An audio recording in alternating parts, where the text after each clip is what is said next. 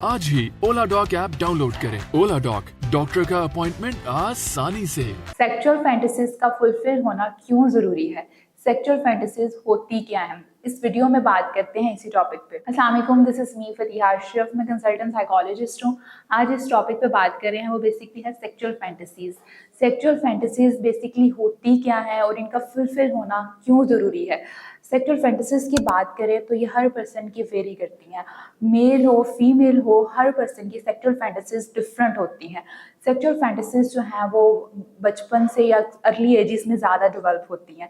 और अगर कुछ लोगों की सेक्सुअल फैंटेसीज ऐसी होती हैं कि हम यकीन नहीं कर सकते कि लोगों की सेक्सुअल फैंटेसीज ऐसी भी हैं, लेकिन लोग उन चीज़ को अपनी फैंटेसी लाइफ में एंजॉय करते हैं।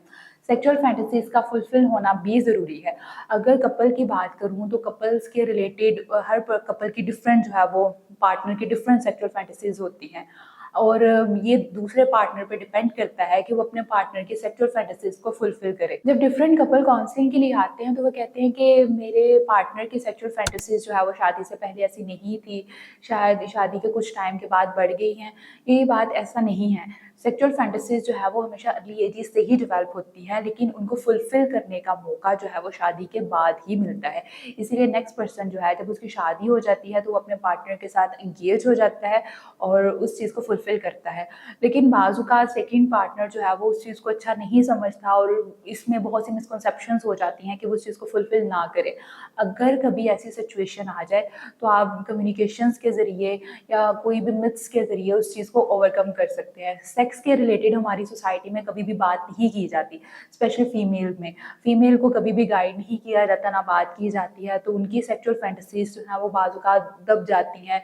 और अक्सर फीमेल्स तो ऐसी हैं कि वो शादी के बाद भी इनका जो है वो प्रॉपर नहीं बता सकती कि उनकी फैंटेसी लाइफ में क्या है, वो उसको कैसे फुलफिल करे। इसीलिए ये सेकंड पार्टनर पे डिपेंड करता है कि वो अपने पार्टनर की सेक्सुअल फैंटेसीज को फुलफिल करे। कुछ पार्टनर की सेक्सुअल फैंटेसीज में आ जाता है कि वो दूसरे पार्टनर को पेन देकर खुशी महसूस करते हैं, दूसरा पार्टनर जो है वो पेन लेकर खुशी महसूस करता है।